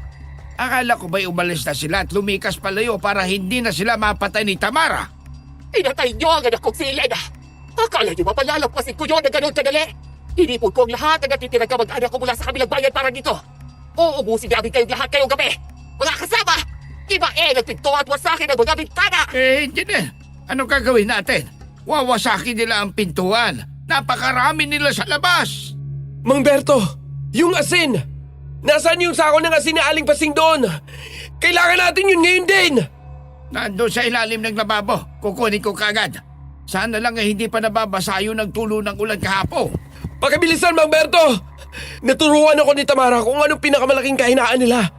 Kapag nakapasok sila sa pinto, isaboy mo agad sa mga mata nila yung asin para mabulag sila at masunog ang mga mukha nila kahit saglit.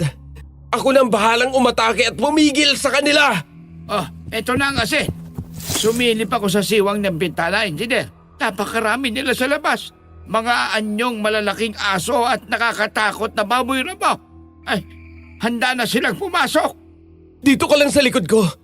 Hawakan mo ng mahigpit yung itak mo at huwag kang aatras. Handa na ako sa kanila. Tapos na ang maliligayang araw ko, lalaki!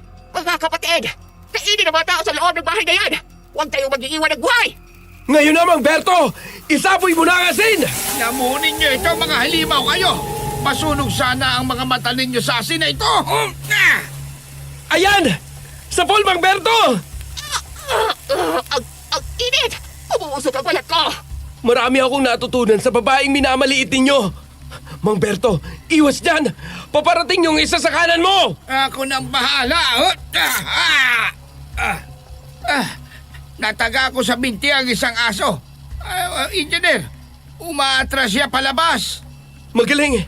Sabuyan mo agad ng asin yung sugat niya para hindi agad gumaling ang balat niya. Yan ang isa sa mga turo ni Tamara. Hindi tayo magpapatalo sa mga halimaw na yan. Huwag kayong umatras! Dalawang hawak na tao lang yan! Ubusin niyo sila at lapain ang buhay! Halina kayo kung matapang talaga kayo! Handa akong lumaban! Hoy! Saan ka pupunta? Hindi mo na kailangan gawin niya, Marvin. Nandito na ako at ako nang tatapos sa kanila. Bigla na lang pong umatake ang aswang na si Carmen at ang ilan pang natitira pala nitong kamag-anak galing sa ibang lugar. Isinama niya ang mga ito sa baryong yun para gantihan sina Lola Tamara at Lolo Marvin. Si Lolo Marvin ang unang naging punteriya nila dahil nga alam nilang mahalaga siya kay Lola Tamara at ito ang pinakamadaling paraan para saktan ang damdamin niya. Pero ginamit ni Lolo Marvin ang talino niya at nagawa niyang labanan ng mga aswang na gustong umatake sa kanya. Buti na lang din at naturuan na siya ni Lola Tamara kung ano ang dapat niyang gawin sa susunod na may makaharap siyang aswang. Ginamit niya ang asin at ang kanyang mga kagamitan para maitaboy ang mga ito palabas ng bahay. Pagkatapos nun, dumating si Lola Tamara. Nakahinga ito ng maluwag nang malamang ayos lang at walang galo si Lolo Marvin mula sa mga atake ng mga kamag-anak ni Carmen. Ayos ka lang ba talaga, Marvin? Wala bang nakakagat o nakakalmot sa'yo? Isa man sa mga halimaw na yon? Baka may sugat ka na hindi mo pa napapansin dahil sa taas ng emosyon mo. Ayos lang ako, Tamara. Ligtas kami ni Mang Berto at wala kaming kahit anong galos. Nasugatan ko pa nga yung dalawang kamag-anak ni Carmen eh. Dahil sa itinuro mo sa akin, umatras sila agad nang maramdaman nilang lalaban ako. Mabuti naman kung ganun. Sobrang nag-alala ako nang maramdaman kong presensya nila dito sa baryo. Alam kong babalikan ka nila, kaya nagmadali akong tumakbo papunta rito. Nasaan si Carmen? Nakita mo ba kung saan siya tumakbo at nagtago? Nakatakas siya, Tamara. Mabilis siyang tumalon palabas ng bintana nung marinig niyang parating ka mula sa labas. Tumakbo siya papunta ron sa likuran ng bahay kung nasaan yung mga manuka ni Aling Pasing. Oo. Noong ko rin nakitang tumakbo yung aswang na yon. Sugatan ang braso nun dahil natamaan ko ng itak kanina bago siya makalabas ng tuluyan. Kailangan ko siyang sundan ngayon din. Hahabulin ko siya bago pa siya tuluyang makalabas ng San Ignacio at makapambiktima pa ng ibang tao sa kabilang baryo para magpagaling ng sugat niya. Dito lang kayong dalawa sa loob at huwag na huwag kayong lalabas kahit anong mangyari. Wala ka na kailangang habulin pa sa malayo, Tamara! Nandito lang ako at hindi ako aalis hanggat hindi ako nakakaganti sa inyo! Saan nang galing ang boses niya? Carmen! Lumabas ka dyan, harapin mo ako na mag-isa! Huwag ka magtago sa dilim at huwag ka madamay ng mga tao walang laban sa'yo! Bakit ako magtatago sa'yo? Pinuntahan ko talaga kayo rito para maghiganti sa pagkamatay ni Elena! At kung hindi ko mapapatay ang lalaking yan para saktan ka, titiyakin ko may ibang mamamatay ngayon din sa harap ninyong dalawa! Teka, si Pasing, naghuhugas siya ng pinggan sa likod. Hinahanap niyo ba ang pakialamera ng matandang ito? Nandito siya sa mga kamay ko at isang galaw niyo lang, tutuluyan ko ang liig niya! Berto! Marvin! Ay tulungan niyo ako, parang awa niyo na! Ayoko pang mamatay! Bitiwan mo siya, Carmen! Wala siyang kinalaman sa gulo natin ito at sa pagkamatay ng anak mo! Marami siyang kinalaman! Siya ang laging naguguna sa paninira sa pamilya ko sa buong banyong ito! Kunwari pang mabait ang pakikitungo sa amin! Pero paling harap naman pala! Kung gusto niyong mabuhay ang matandang ito, lumabas kayo rito at ibigay mo sa akin ang lalaki niyan, Tamara! Huwag kang lalabas ng mag-isa, Tamara. Baka may patibong pa siya sa labas. O may mga kasama pa siyang nakatago dyan sa dilim. Sasama ako sa'yo. Dala ko pa rin naman itong itak na nilagyan ko ng asin. Hindi natin pwedeng pabayaan si Aling Pasing sa kamay ng halimaw na yan. Hindi, Marvin. Dito lang kayo ni Mang Berto sa loob ng bahay. Akong tatapos dito. Huwag na huwag kayong susunod sa labas. Dahil baka maging sagabal lang kayo kapag nagkagulo na kami. Mas kailangan ko isipin ang kaligtasan yung dalawa. Hindi pwede, Tamara. Paano si Pasing? Nakikita ko siya mula rito sa bintana, umiiyak at nanginginig na sa takot. Baka tuluyan ng patayin ng aswang na yan ang kaibigan ko. Kailangan natin gumawa ng paraan para mailigtas natin siya. Ililigtas ko siya, Mang Berto. Pangako yan. Pero kailangan niyo magtiwala sa akin ngayon. Dito lang kayo. Berto! Marvin! Ay, huwag niyo akong pabayaan dito! Tulungan niyo ako, parang awa niyo na! Papatayin ako ng bruwang to! Tumahimik ang matanda ka! Kung ayaw mong unahin ko na hiwain itong lalamunan mo ngayon din! Nasaan ang tapagulong chinichismis mo kami sa buong San Ignacio? Nasaan ang mga kwento mo magaling, ha? Nandito na ako, Carmen! Ako harapin mo! Sa wakas, lumabas din ang magaling na tagapagtanggol ng mga tao. Bakit ba pinoprotektahan mo ang mga mahihilang nilalang na ito, Tamara? Mga tao lang sila. Tayo ang dapat na namumuno sa baryo ito, sa buong mundong ito. Tayong mga may kapangyarihan mula sa dilim. Wala akong pakialam sa kapangyarihan sinasabi mo. Ang alam ko lang, mga halimaw kayong walang habas na pumapatay ng mga inosente para lang sa sarili niyong kabusugan. Inabuso niyong pananahimik ko! Inosente! Sila? Ang pinagdidirihan ka nga nila. Itong matandang hawak ko, isa ito sa mga dirindiri sa'yo. Tinatawag ka ng halimaw. Tinatawag kang may isinupa. Tapos kayo isusugal mo ang buhay mo para iligtas siya. Napakahangal mo talaga, Tamara. Pareho kayo nag-ermitanyo mong nanay na nagpanggap ding tao. Ay, Tamara, tulungan mo ako. Ay, wag mo akong iwan dito sa kanya. Papatayin niya ako! Papatayin niya ako! Bitiwan mo na siya, Carmen! Huling babala ko na to sa'yo. Wala nang anak mo si Elena. Wala na mga kapatid niya. Gusto mo bang sumunod sa kanila ng ganito kaaga? Huwag mo ang babanggitin ang pangalan ng anak ko. Dahil sa'yo namatay siya. Dahil sa paglalandi mo sa lalaking taga-Maynila na yan na wala ang nag-iisa kong anak. Ngayon, manunood kayong lahat habang pinupunit ko ang leeg ng matanda ito. At pagkatapos kayo namang dalawa ng lalaki mo ang lalamunin ko. Tamara, mag-iingat ka! Mamatay ka na, Pasing! Hindi ko na bitawan mo siya! Ang mata ko! Paano ka nakalapit agad sa akin? Sabi ko naman sa'yo, Carmen, hindi mo ako kaya. Takbo, Aling Pasing! Tumakbo ka na papunta kina Marvin! Ay, Diyos ko po! Ay, maraming salamat! Darto! Marvin! Buksan niyo ng pinto! Halika na rito, Pasing, bilis! Pumasok ka na kaagad dito sa loob! Hindi pa tayo tapos, Tamara! Dinukot mo ang isa kong mata! Pero kaya pa rin kitang patayin gamit ang mga kuko ko! Tatapusin na kita! Yun ay kung kaya mo pa, Carmen! Bakit hindi ko maigalaw ang mga braso ko? Anong ginawa mo sa akin? Sinabi ko naman sa'yo, iba ang lahing pinanggalingan ko. Hindi uubra sa akin ang galit ng isang aswang na katulad mo! Tapos nang kasamaan mo dito sa San Ignacio! Sumunod ka na sa anak mo! Hindi ako pwedeng mamatay sa kamay ng isang... Nasunog siya! Sa isang iglap lang. Naging abo na ang katawan ni Carmen. Mang Berto, Aling Pasing, nakita niyo ba yon? Hinawakan lang siya ni Tamara sa leeg. Pero kusang nag-usok ang buong katawan niya hanggang sa malusaw. Nakita ko, Engineer. Suspiyo. Ay, ligtas na tayo. Ay, Diyos ko po, maraming salamat. Wala nang mga aswang. Tamara! Ay, nasan si Tamara? Kailangan ko siyang makausap ngayon din. Palapit na siya rito sa atin, Aling Pasing. Bubuksan ko na ulit ang pinto para makapasok siya. Teka, Ano? Ayos lang ba kayo dito sa loob? Aling Pasing, malalim ba ang mga kalmot na inabot nyo kay Carmen? Patingin niya ng mga braso nyo para magamot ko kaagad. May dala akong mga dahon at halamang gamot na pinulot ko kanina sa gubat na mabisang pang-alis ng impeksyon. Ay, Tamara. Tamara, patawarin mo ko. Ay, patawarin mo ko sa lahat ng mga kasalanan ko sa'yo at sa pamilya mo. Huwag niyo na pong isipin yon, Aling Pasing. Ang mahalaga ay ligtas kayong lahat ngayon. Maupo muna kayo dyan para makapagpahinga kayo ng maayos. Alam ko ninervous kayo ng gusto sa nangyari. Ay, hindi ko mapapatawad ang sarili ko kung hindi ako hihingi ng tawad sa'yo ngayon din, Tamara. Ay, napakasama ng ugali ko sa'yo. Napakasama ng bunganga ko. Inusgahan kita dahil lang sa magkaibang kulay ng mga mata mo. Tinawag kitang halimaw at kung ano-ano pa. Pinagbawalan ko pa si Marvin na lumapit sa'yo dahil akala ko ikaw ang nagdadala ng kamalasan dito sa San Ignacio. Kalimutan na po natin yun. Nauunawaan ko naman po kung bakit gano'n ang naging reaksyon nyo at ng iba pang mga taga-baryo. Mahirap naman talagang intindihin ang mga bagay na kakaiba at hindi nyo nakasanayan. Napakabulag ko. Napakabulag naming lahat dito. Ang pinagbibintangan kong halimaw at iniiwasan. Ayun pa palang magliligtas sa buhay ko at ang pamilyang pinupuri ko. Sila pala ang mga totoong demonyo na gumagambala sa mga kapitbahay natin. Ay, patawarin mo ako, anak. Hindi na kita huhusgahan. Habang buhay akong may utang na loob sa'yo. At ipagmamalaki ko sa buong baryo na ikaw ang tagapagligtas namin. Hindi niyo po kailangan magkautang na loob, Aling Pasing. Ginawa ko lang dapat kong gawin. At sana, manatili na lang itong lihim nating apat. Ayoko na maging sentro pa ng usapan dito sa San Ignacio. Gusto ko na lang ng tahimik na buhay, kasamang lalaking to. grabe. Bilib na talaga ako sa'yo, Tamara.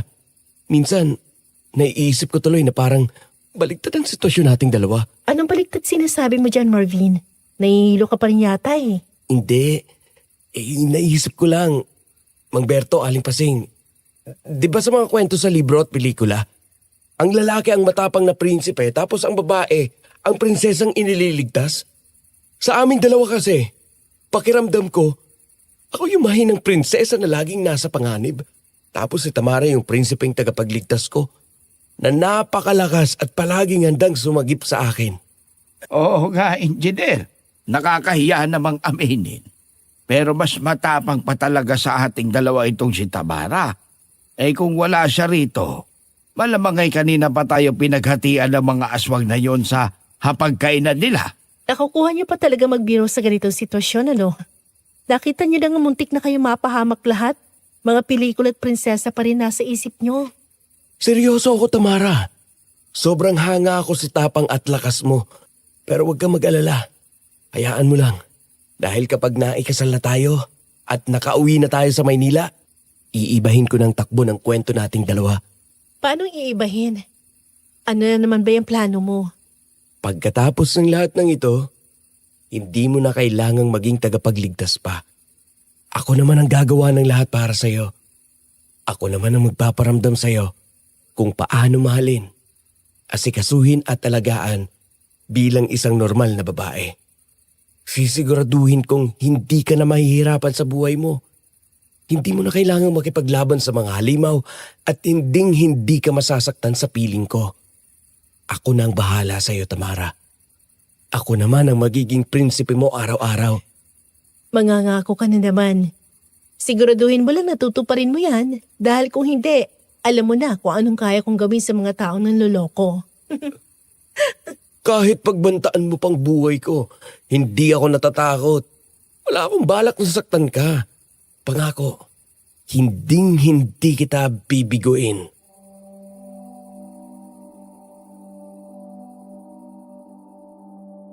Sa wakas, natapos din ang kalbaryo nila sa Barrio San Ignacio. Wala nang sumunod pang atake at tuluyan nang naging mapayapa ang buhay ng lahat ng mga tao doon. Pagkatapos ng trabaho ni Lolo Marvin at matapos niyang maipasa ang lahat ng mga mapa at papeles sa munisipyo, nagpasya na siyang dalhin si Lola Tamara sa Maynila gaya ng ipinangako niya. Hindi na siya nag-aksaya pa ng oras. Agad niyang inasikaso ang kasal nila pagdating nila sa Maynila sa isang simpleng seremonya na dinaluhan ng iilang mga kaibigan at kapamilya ni Lolo. Doon na nga sila bumuo ng pamilya. Tinupad ni Lolo Marvin ang pangako niya. Binigyan niya si Lola Tamara ng isang tahimik, maayos at masayang buhay na malayo sa mga halimaw at malayo sa anumang panganib. Yun lang ang buong nalalaman ko tungkol sa kwento ng lolo at lola ko.